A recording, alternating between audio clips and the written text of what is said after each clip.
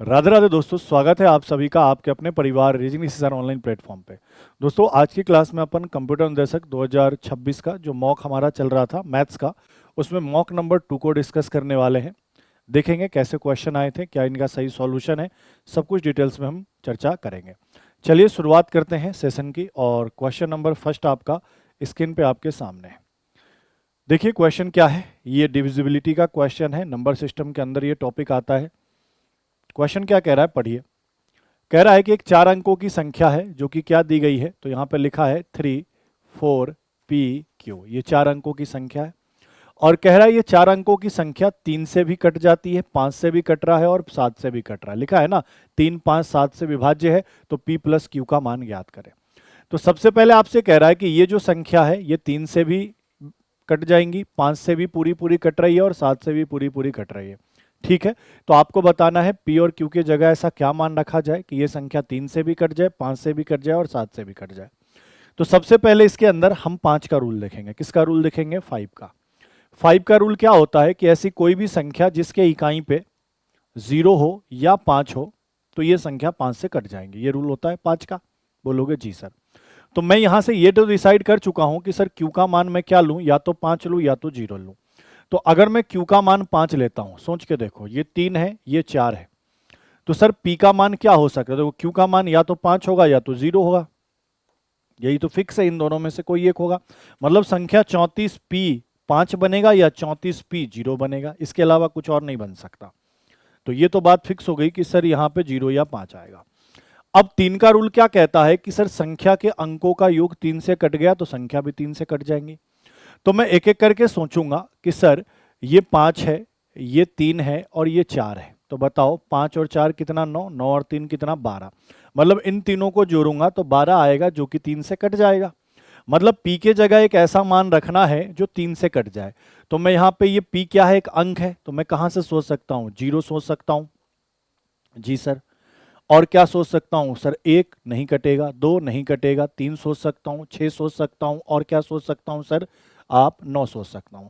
तो मैंने सबसे पहले 0 भी सोच लिया कि चलो सर अगर मैं 0 सोच लूं तो क्या ये 3 से कट जाएगा? जी सर 3 से कट जाएगा। अगर मैंने 0 सोच लिया तो सर ये 3 से कट जाएगा। लेकिन क्या ये 7 से कट रहा है? तो चेक करना पड़ेगा। 7 का भाग लगाकर देखो सर, 7 चौका 28, कितना बचेगा? 6 और 0 60, 7 अठू 56, कितना बचेगा? 4 और 5 7 पंचे 45। मतलब 0 तो नहीं रख सकते। अब 0 के बाद क्या ऑप्शन आता है? 3। 3 रख के देख लिया। अब ये 5 और 3 दोनों से कट रहा है तो 7 से चेक कर लो। 7 चौका 28, कितना बचेगा? बोलोगे सर यहाँ पे 6 और 3, 7 नमा कितना होगा? तो आपने कहा सर 63 होगा, फिर ये 5 बच जाएगा। सर ये भी काम नहीं चल रहा है। आगे मैं चेक कर रहा हूं सर, मैं यहाँ पे 6 रख दूं, 3 के बाद 6 ही रख सकते हैं। आप बताओ 5 से काटा मैंने, सॉरी 7 से मैंने काटा, 7 चौका कितना? 28, कितना बचेगा? 6 और 6 66। फिर मैंने पढ़ा 7 का पहाड़ा कितनी बार? 9 बार, 63। और फिर ये कितना? 35, 7 पंचे 35।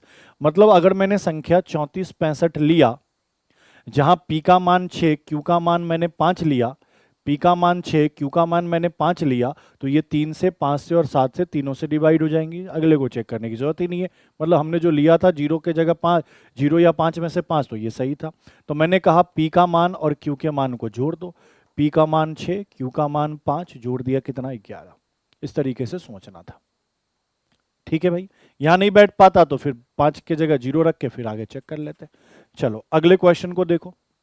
अब देखो ये एलसीएम एचसीएफ का सिंपल सा क्वेश्चन है। क्या कह रहा है? वह छोटी से छोटी संख्या निकाले जो 14, 18 और 36 से विभाजित होने पर प्रत्येक दशा में शेषफल क्या बचा है? 1। तो मैंने कहा जब भी छोटी से छोटी संख्या की बात होगी मतलब इनका एलसीएम निकालना है। सर इनका एलसीएम हम निकालेंगे कैसे? निकालने के बहुत सारे तरीके। एक तरीका अभाज्य खंड वाला है कि सर संख्याओं को अभा संख्या के रूप में तोड़ लो। तो 14 को मैं 2 गुना 7 लिख सकता हूं क्योंकि एक अभाज्य संख्या है, 2 और 7 दोनों। 18 को मैं क्या लिख सकता हूँ? 9 गुना 2, लेकिन 9 अभाज्य नहीं है तो मैं 3 का स्क्वायर गुना 2 लिख सकता हूँ। बोलोगे जी सर। 36 को मैं क्या लिख सकता हूँ? 9 गुना 4, 9 अभाज्य नहीं है तो 3 का स्क्वायर, और 4 को मैं 2 का स्क्वायर लिख सकता हूँ। अब अभाज्य संख्या के रूप में तोड़ने के बाद एलसीएम कैसे निकालते हैं? सभी मान को एक बार लिख देते हैं। 2 है, 3 है और 7 है, सबको एक एक बार लिख दिया। उसके बाद एलसीएम निकालते समय पावर मैक्सिमम लेते हैं। सर 2 का अधिकतम घात इस पूरे क्वेश्चन में कितना है? 2, तो 2 लिखूंगा। 3 का अधिकतम घात कितना है 2, तो 2 लिखूंगा, और 7 का अधिकतम घात कितना है 1, तो 1 लिखूंगा। इनको सॉल्व कर दूंगा, यही इनका एलसीएम आएगा, 4 गुना 9 गुना 7। सर 9 सत्ते 63 होता है, और 63 में मैं 4 का गुना करूंगा, तो सर 4 तिया 12, 24 और 1 25, मतलब इनका गुना करने पर 252 आएगा। इसका मतलब मैं समझ गया कि सर 252 एक ऐसी छोटी से छोटी संख्या है, क्या ध्यान देना यहां सही से, कि सर 252 एक ऐसी छोटी से छोटी संख्या है जो 14 से भी पूर्णतः विभाजित है, 18 से भी पूर्णतः विभाजित है और 36 से भी पूर्णतः विभाजित है। मतलब इन तीनों नंबर से ये नंबर कट जाएगा, लेकिन मुझे हर केस में शेषफल 1 चाहिए, तो अगर मैं इसमें 1 जोड़ दूंगा तो अब मेरे पास नंबर कितना आएगा 253। अब 253 को जब भी मैं 14 से काटूंगा रिमाइंडर कितना बचेगा 1, 18 से काटूंगा तो भी रिमाइंडर 1, और 36 से काटूंगा तो भी रिमाइंडर 1। मतलब वह छोटी से छोटी संख्या क्या होगी 253, जिनको इन तीनों से भाग लगाने पर शेषफल कितना बचेगा, रिमाइंडर कितना बचेगा 1 बचेगा। क्लियर है? चलिए आगे बढ़ते हैं। अब ऐसे क्वेश्चन आसान होते हैं सर, रूट में 20 प्लस रूट में 20 प्लस रूट 20 और यही डॉट डॉट डॉट डॉट जा रहा है, ये मान लो इनफाइनाइट तक जा रहा होगा। आपको क्या करना है कि सर जो भी इसके अंदर नंबर दिया है इसके गुणनखंड करने हैं, और इस तरीके से इनके गुणनखंड करने हैं कि इनके गुणनखंडों के बीच अंतर कितने का बैठे 1 का। तो मैं इसको क्या लिख सकता हूं 5 गुना 4। बोलोगे जी सर क्यों, यही क्यों लिखा, क्योंकि सर मुझे इनके बीच जो डिफरेंस चाहिए वो कितने का चाहिए 1 का। बैठ गया? बोलोगे जी सर। अब क्या करना है, अगर क्वेश्चन के अंदर प्लस का चिन्ह है तो बड़ा वाला वैल्यू आंसर हो जाएगा, और अगर क्वेश्चन के अंदर माइनस का चिन्ह है तो छोटा वाला वैल्यू आंसर होगा। फिलहाल क्वेश्चन के अंदर प्लस का चिन्ह है तो आंसर क्या हो जाएगा 5। तो सही उत्तर क्या होगा ऑप्शन नंबर सी। ये अपने क्वेश्चन का क्या है, बिल्कुल ही करेक्ट उत्तर। ठीक है भाई मेरे, अगले को देखो। अब ये बहुत बढ़िया सा क्वेश्चन है, क्या कह रहा है 7.4 सेंटीमीटर त्रिज्या वाले एक वृत्त के एक सेक्टर का परिमाप, सेक्टर जानते हो त्रिज्या खंड कहते हैं और त्रिज्या को रेडियस कहते हैं। तो आपसे ये कह रहा है देखो ये एक सर्कल है और यहां से आपने एक सेक्टर काटा, कहने का मतलब त्रिज्या खंड काटा, ये 0 ये r और r, इसका नाम a और b दे दिया, और ये आपकी चाप की लंबाई लेंथ ऑफ आर्क यही होता है, ये आपकी चाप की लंबाई ये l हो गया। तो मैं अगर इस सेक्टर का परिमाप निकालूंगा तो परिमाप कैसे निकालूंगा, तो मैंने कहा सभी भुजाओं को जोड़ दो, ये 4 r r और l। तो मैंने कहा कि सेक्टर का जो परिमाप होगा पेरीमीटर होगा वो क्या होगा 2 गुना त्रिज्या प्लस आर्क की लंबाई, लेंथ ऑफ आर्क चाप की लंबाई, यही तो होगा। बोलोगे जी सर। अब मुझे बताओ इसका परिमाप क्वेश्चन में पहले से कितना दिया है 20.6। सर 2 गुना त्रिज्या का मान 7.4 है, तो क्या यहां से चाप की लंबाई लेंथ ऑफ आर्क निकाला जा सकता है, ये वाली लंबाई निकाली जा सकती है। बोलोगे जी सर निकालो कैसे। तो सर 20.6 में किसको घटा देंगे, इनको गुना करके। तो सर 4 दूनी 8 और 7 दूनी 14, 14.8 घटा देंगे। तो लेंथ कितना आएगा, कहने का मतलब लेंथ ऑफ आर्क कितना आएगा, तो सर घटाइए कितना होगा। सर ये 16 में से 8 घटेगा 8 होगा, और 19 में से 14 घटेगा कितना होगा 5 होगा। तो मुझे पता चल गया कि सर ये जो चाप की लंबाई है ना यह कितनी है 5.8 सेंटीमीटर है, और इसकी लंबाई तो मुझे पहले से 7.4 पता था।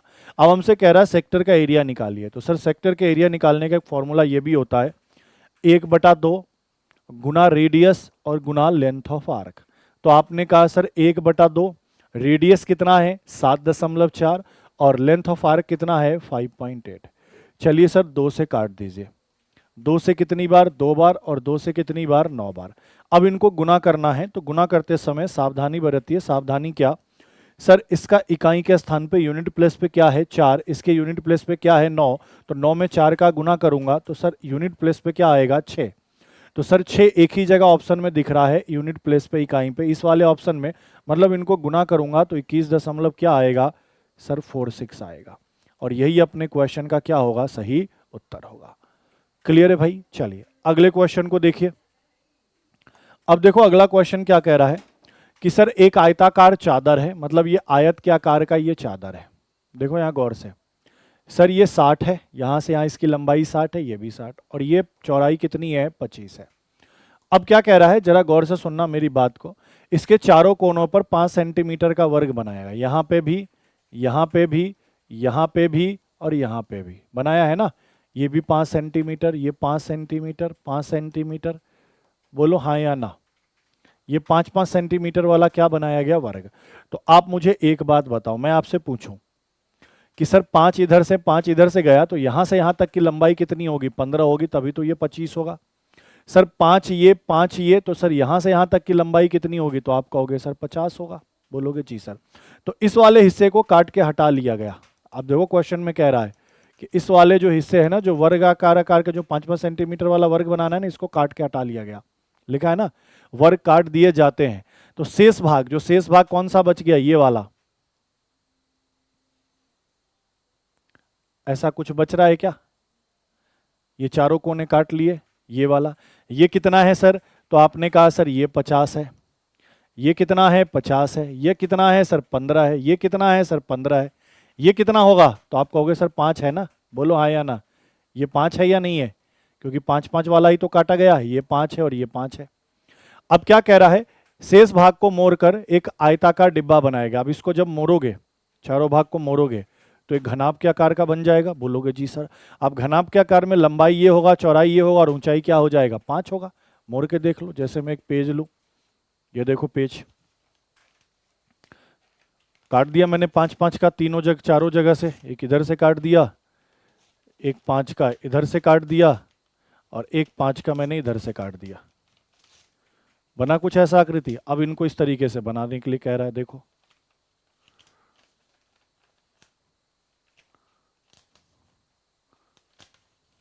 ये देखो, ये था। अब इसको तुमने इस तरीके से बना दिया, तो बताओ ये घनाभ के आकार का बना। अब देखो, ये लंबाई, ये चौड़ाई और ये जो ऊंचाई, ये ऊंचाई क्या थी, ये तो 5 सेंटीमीटर वाला जो वर्ग काटा था वही तो है, तो ऊंचाई कितनी होगी, 5। तो आपको यहां से पता चल गया, क्या पता चल गया कि सर जो घनाभ बनेगा ना उसकी लंबाई कितनी है। कलर चेंज करूं, घनाभ जो बनेगा ना उसकी लंबाई कितनी है सर, तो जो घनाभ बनेगा उसकी लंबाई कितनी है, 5 है। चौड़ाई कितनी है सर, 15 है। और ऊंचाई कितनी है सर, 5 है। ठीक है, 15, 50, 15 और 5। तो हमसे कह रहा है डिब्बे का आयतन बताओ, तो आयतन बताओ, लंबाई गुना चौड़ाई गुना ऊंचाई, 15 गुना 5, 50 गुना 15 और गुना कितना, 5। तो मुझे एक बात बताओ, 5 में 5 का गुना 25, 25 में 15 का गुना 375 और एक जीरो बैठा दो। तो आपने कहा आयतन कितना होगा, 3750 सेंटीमीटर क्यूब। बस इतना सा काम आपको करना था। सही उत्तर क्या होगा, 3750 सेंटीमीटर क्यूब। क्लियर है भाई। चलिए अगले क्वेश्चन को देखिए, नेक्स्ट क्वेश्चन। अब ये डीआई है, अच्छा क्वेश्चन है। देखो क्या कह रहा है, पढ़ लो। लिखा है the bar graph below gives the run scored by team A in the first 6 over of the cricket match.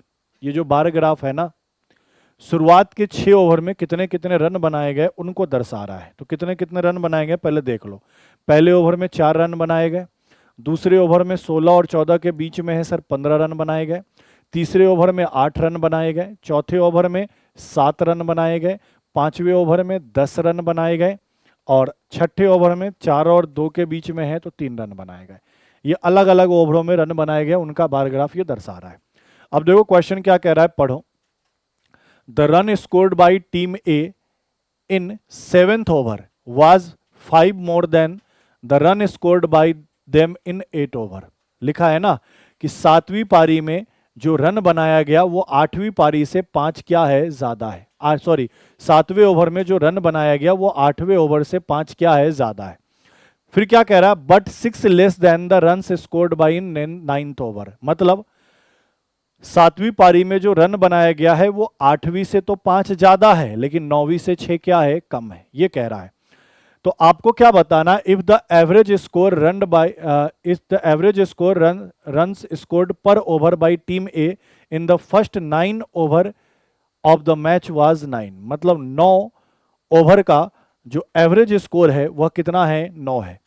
तो कह रहा है how many run did the team scored in 8 over. मतलब आपको बताना है कि 8वें ओवर में कितना रन बनाया जाएगा। अब देखो कहानी सीधे सीधे देसी तरीके से ये है कि शुरुआत के 6 ओवर में इतने इतने रन बने, 7वें ओवर में 8वें से 5 ज्यादा बने और 9वें से 6 कम बने। तो ये 9 पारी का रन हो गया। अब जब इनका एवरेज निकाला गया ना, इन 9 ओवर का, सॉरी 9 पारी नहीं 9 ओवर का, इन 9 ओवर का जब एवरेज निकाला गया तो कितना आया, 9 आया। तो आपको बताना है कि 8वें ओवर में रन कितना बनाया गया। इतनी सी कहानी है। कहानी क्लियर हो तो आगे बढ़े। अब देखो आगे बढ़े तो यहीं बढ़ेंगे आगे, इसको करेंगे छोटा, तब जाकर क्वेश्चन का सॉल्यूशन हो पाएगा। अब देखो क्या करना है,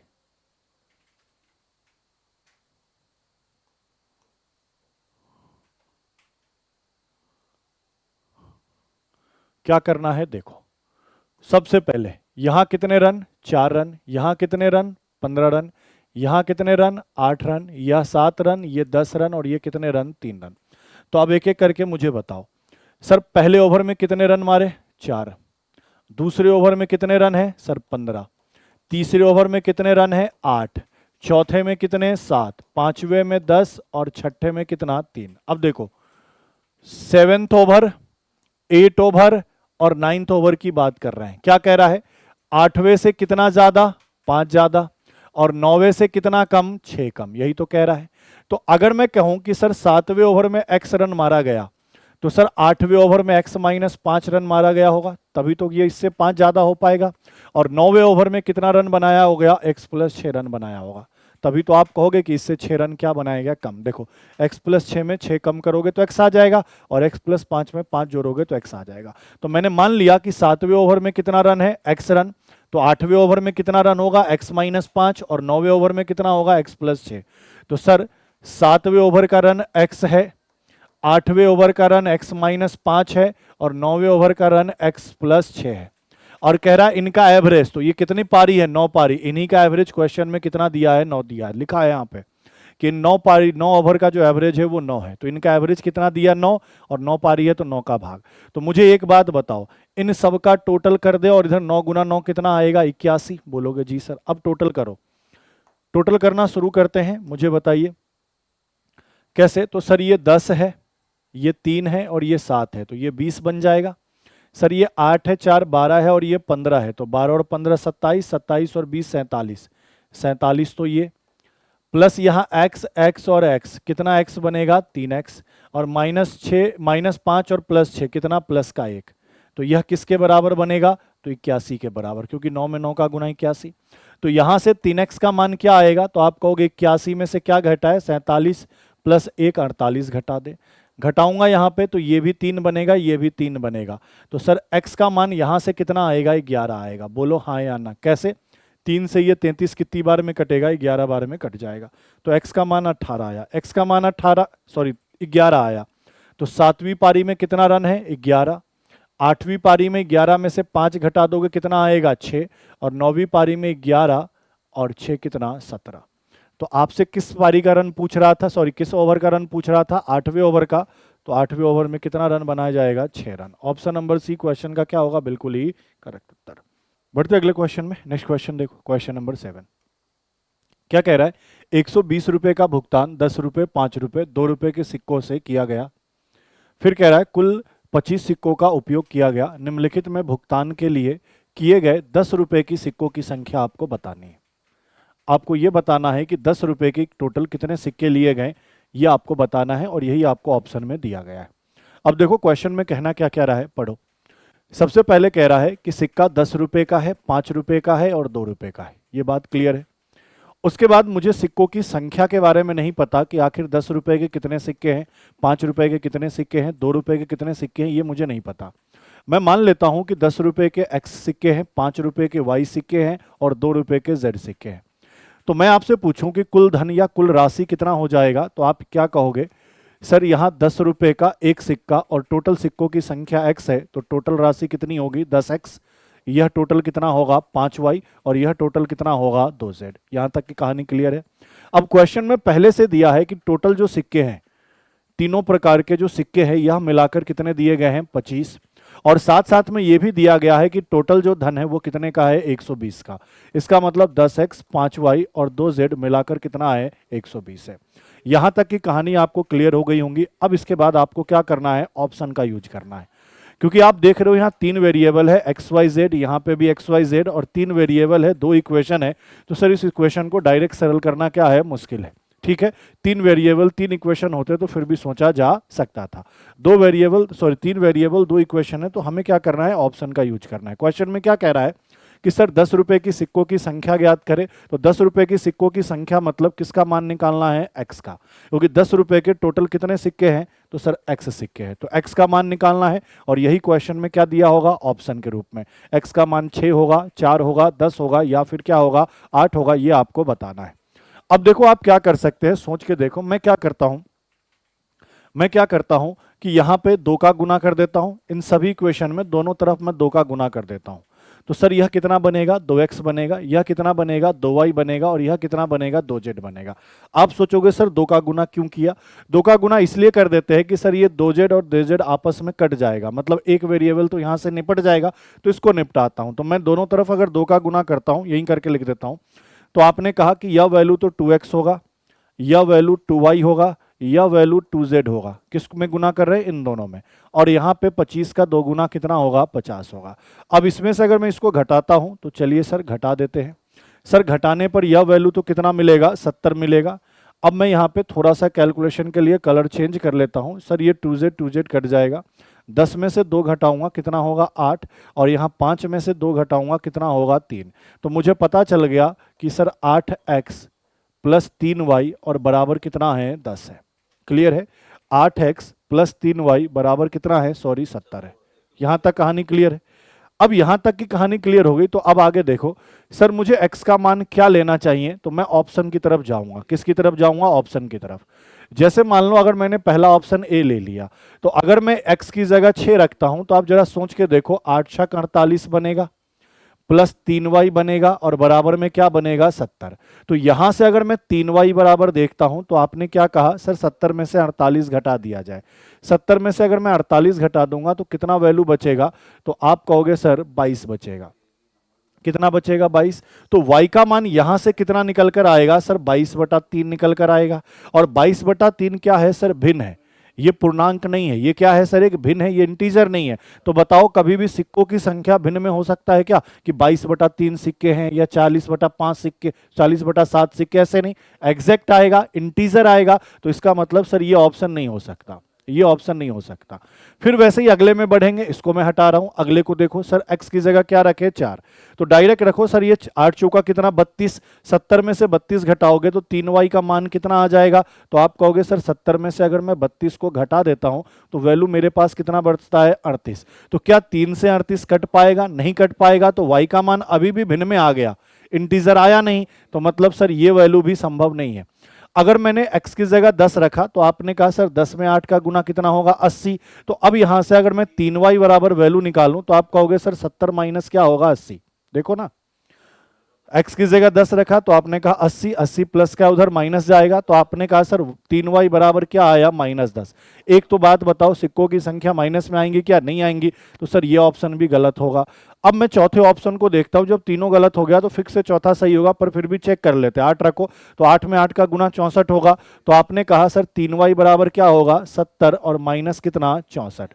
घटाऊंगा तो वैल्यू कितना आएगा, 6। तो y का मान यहां से कितना आ जाएगा, 2। सर y बराबर 2, y ये क्या है, पूर्णांक है, तो ठीक है। सर x का मान मुझे क्या लेना पड़ेगा, 8।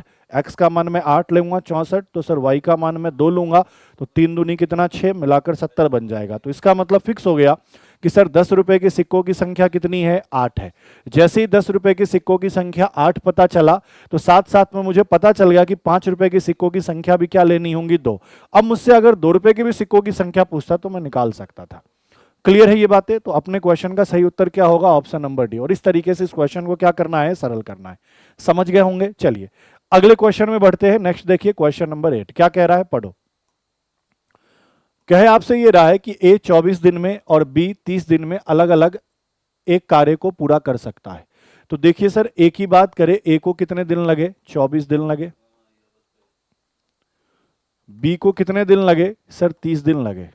तो मैं पूछूं सर कार्य कितने होंगे, तो इनका एलसीएम ले लूंगा, वही मेरा कार्य होगा। ये तो टाइम है, इनका लैसे ही क्या क्या होगा, कार्य होगा।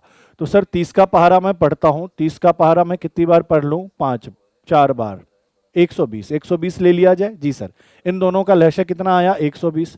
तो सर इसकी क्षमता कितनी होगी, तो मैंने कहा 24 से काटा कितनी बार, 5 बार, और इसकी क्षमता कितनी होगी, 30 से काटा कितनी बार, 4 बार। मतलब ए की क्षमता 5 है, ए एक दिन में 5 काम करेगा तभी तो 24 दिन में 120 काम करेगा। बी एक दिन में 4 काम करेगा तभी तो 30 दिन में 120 काम करेगा। फिर कह रहा दोनों मिलकर 11 दिन तक काम किए। कौन कौन सर, ए और बी। टोटल कितने दिन काम किए, 11 दिन। तो मुझे एक बात बताओ, एक दिन में दोनों मिलकर कितना करेंगे, 9, तो 11 दिन में कितना काम करेंगे, 99। तो दोनों के द्वारा किया गया कार्य, दोनों के द्वारा किया गया कार्य कितना है सर, किया गया कार्य कितना है सर, तो आपने कहा दोनों के द्वारा किया गया कार्य, कौन दोनों, ए और बी, 99।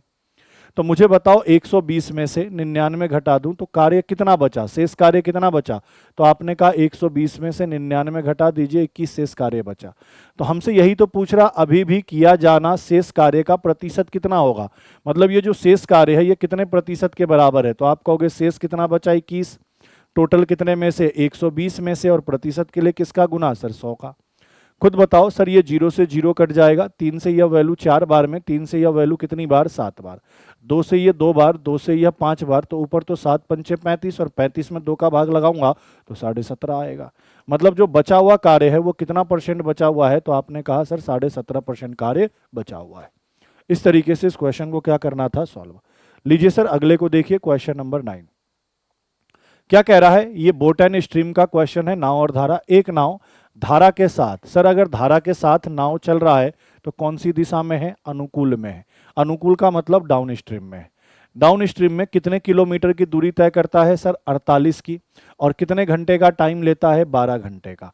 तो मैं यहाँ पे डाउन स्ट्रीम में स्पीड निकाल सकता हूँ। मैं समझ गया कि सर डाउन स्ट्रीम में है और एक क्या होगा, अप स्ट्रीम।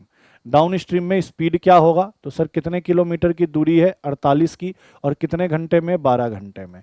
तो काटा पीटी करूंगा तो कितना आएगा, 12 चौका 48। तो आपने कहा सर डाउन स्ट्रीम में इनकी स्पीड क्या है, 4 किलोमीटर पर आवर। फिर कह रहा उसी दूरी को मतलब 48 किलोमीटर की दूरी को धारा के विपरीत कितने घंटे में तय करता है, 24 घंटे में। तो यहां इसकी चाल क्या होगी, सर दूरी 48 की और समय कितने का, 24 घंटे का। तो काट दिया मैंने, कितने kilometre per our, 2 kilometre per our. तो समझ गए ना, अनुकूल में 4 है, प्रतिकूल में चाल 2 है। तो हमसे कहा स्थिर जल में नाव की गति, तो नाव की गति कैसे निकालना सीखा था कि सर अनुकूल वाले और प्रतिकूल वाले को जोड़कर क्या कर दे, आधा। तो आपने कहा सर ये 4 और 2 6, 6 का आधा कितना, 3। तो सही उत्तर क्या होगा, 3 kilometre per hour. Option number B question का क्या होगा, बिल्कुल ही करेक्ट उत्तर। ठीक है भाई मेरे, चलो अगले को देखो, क्वेश्चन नंबर 10। कह रहा एक व्यक्ति अपनी आय का 80% क्या करता है, खर्च। महंगाई के कारण उसके खर्च में 10% की वृद्धि होती है और उसकी आय 5% बढ़ जाती है, तो उसकी बचत में कितने का परिवर्तन होगा। लो भाई, सर व्यक्ति की आय क्या है मुझे नहीं पता, मैं मान लेता हूं 100 है, और कह रहा है इसका कितना परसेंट खर्च करता है, 80। तो मुझे बता दो कि बचाएगा कितना, तो आपने कहा 20। कह रहा है कि खर्च 10% बढ़ गया, तो खर्च 80 है, इसमें अगर मैं 10% बढ़ा दूं, कितना परसेंट बढ़ा दूं, 10%। तो 80 का 10% कितना होगा, 8। तो 80 में 8 बढ़ा दूंगा, कितना खर्च हो गया, 88। तो आय 5% बढ़ गया, तो सर 100 का 5% कितना होगा, 5। तो यहाँ 5 बढ़ा दूंगा तो आय कितना हो जाएगा, 105। तो सर अब खर्च कितना होगा, 105 कमाता है, 88 खर्च करता है, तो अब जो खर्च होगा वह कितना होगा, तो आपने कहा 12, ये 5, ये कितना, 17।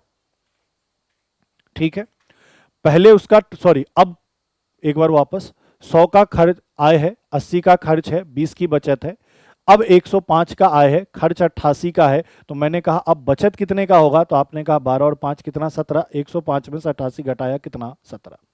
तो हमसे पूछ रहा है बचत में कितने का परिवर्तन हुआ, तो आपने कहा सर बचत पहले से 3 कम हो गया। तो आपने कहा परिवर्तन कितने का हुआ, 3 का, कितने में, 20 में, और गुना किसका करे, सर 100 का। 20 से कितनी बार करे, 5 बार ये कटेगा, और यह कितना होगा, 5 दिया 15। 15% की क्या हो गई, कमी, जो कि कहां लिखा है, ऑप्शन नंबर बी में। ऑप्शन नंबर बी क्वेश्चन का क्या है, बिल्कुल ही करेक्ट उत्तर। क्लियर है, चलिए अगले को देख लीजिए। कह रहा है यदि x plus y plus z का मान 11 है, x गुना वाई प्लस वाई गुना जेड प्लस जेड गुना x 42 है, तो x square plus y square plus z square का मान निकालना है।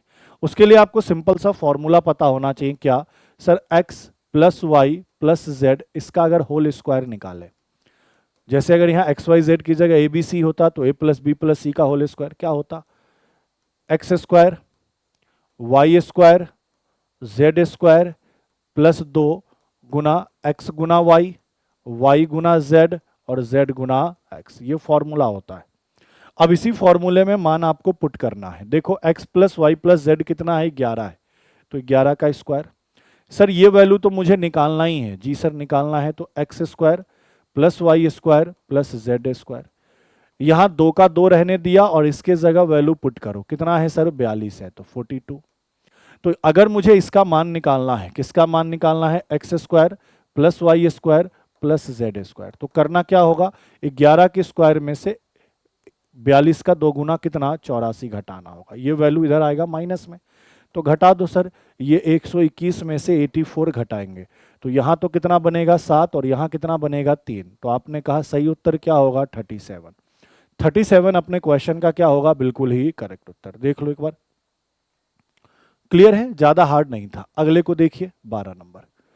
कह रहा एक दुकानदार 80 रुपये प्रति केजी और 100 रुपये प्रति केजी कीमत वाली 2 प्रकार की दाल को मिलाता है। 2 प्रकार के दाल है, पहले वाले का क्रय मूल्य कितना है 80 है, दूसरे वाले का क्रय मूल्य कितना है 100 है। अच्छी बात है। वह इस मिश्रण को 112 रुपये 50 पैसे प्रति केजी के हिसाब से दरता है, बेचता है।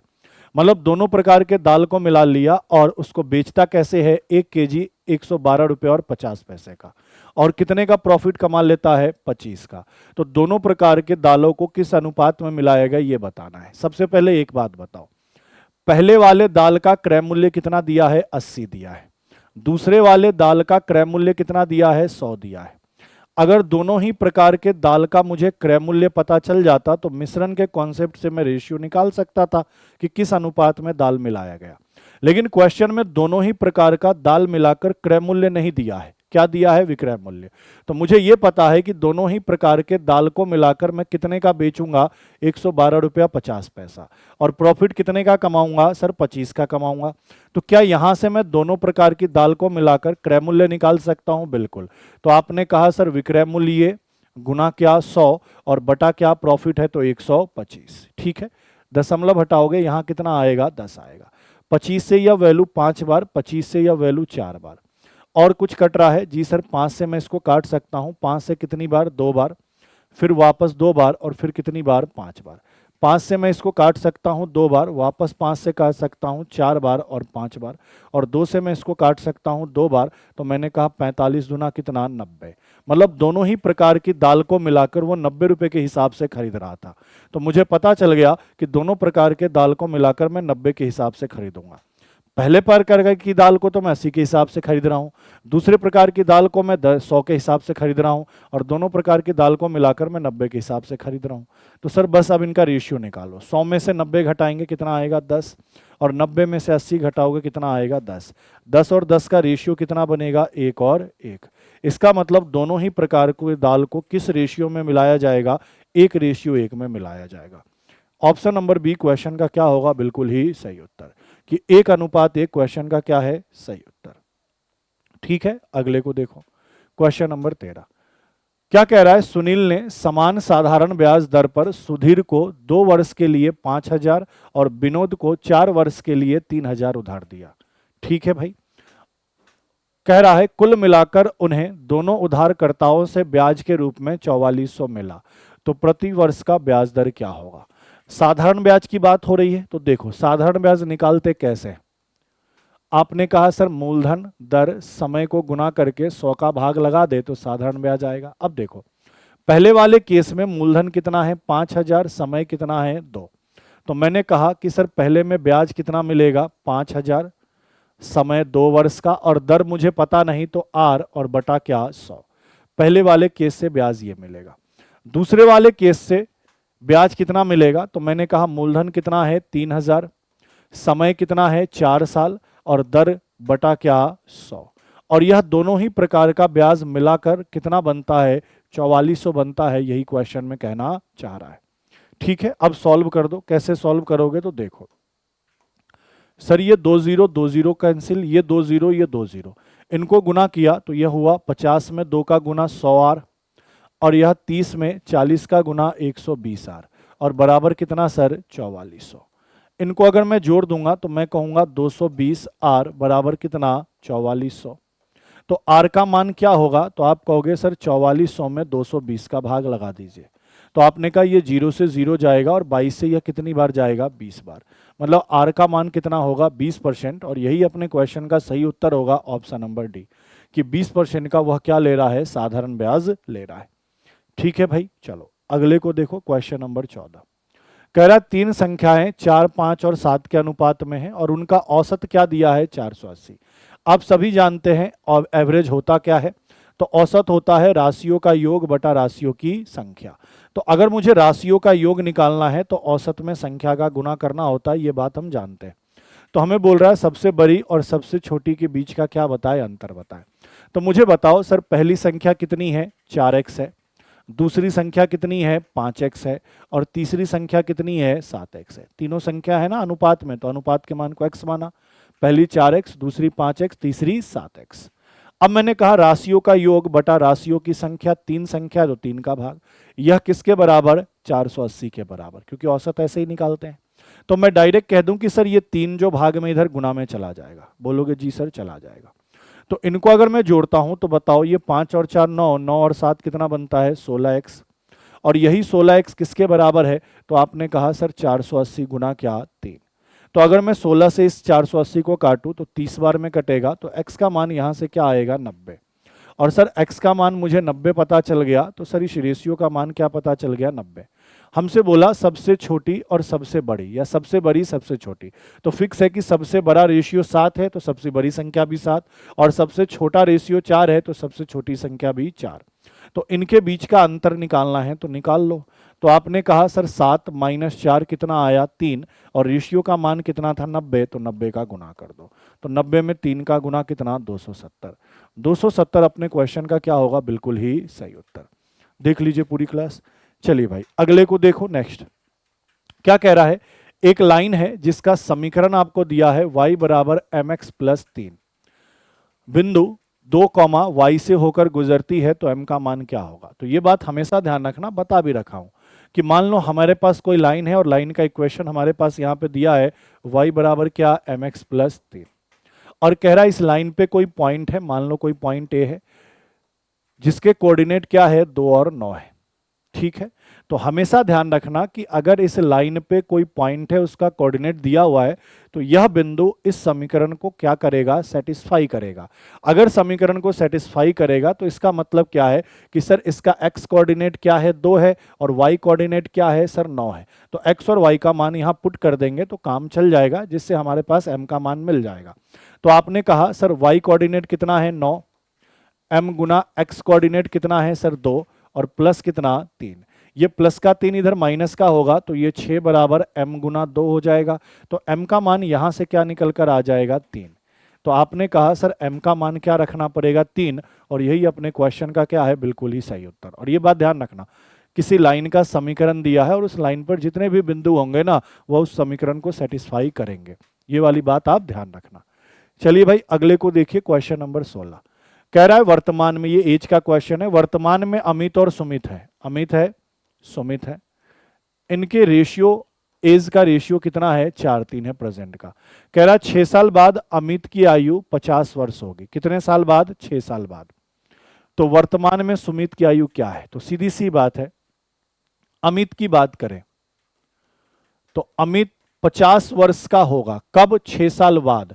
तो वर्तमान में कितने का रहेगा, बोलो। मैं कहूं कि मेरी आयु 6 साल बाद 50 की हो जाएगी, तो अभी मैं कितने का हूं, तो 6 घटा दोगे। सर अगर मैं 6 यहां से घटा दूं तो अभी अमित कितने वर्ष का है, 44 वर्ष का है। क्या ये वाली बात क्लियर है, जी सर। और यहां अमित कितने का है, 4 का। 4 किसके बराबर, 44 के, तो 11 गुने पे बैठा। तो सुमित की आयु कितनी होगी, 11 गुना कर दोगे तो 33 वर्ष होगी। तो हमसे यही तो पूछा वर्तमान में सुमित कितने का है, तो सर 33 वर्ष का। 33 वर्ष क्वेश्चन का क्या होगा, बिल्कुल ही करेक्ट उत्तर। क्लियर है भाई में। तो ये आपके टोटल 16 क्वेश्चन थे जो मॉक नंबर 2 के अंदर कंप्यूटर अनुदेशक में मैथ के क्वेश्चन आपके आए थे। इनके सॉल्यूशन को मैंने डिटेल्स में कराया है, देख लीजिएगा, समझ लीजिएगा, चीज़ों को समझ में आए तो एक बार बच्चों में आप क्या कर दीजिएगा, शेयर कर दीजिएगा। मिलते हैं आपसे अगली क्लास में, आज के लिए इतना ही। थैंक यू, धन्यवाद।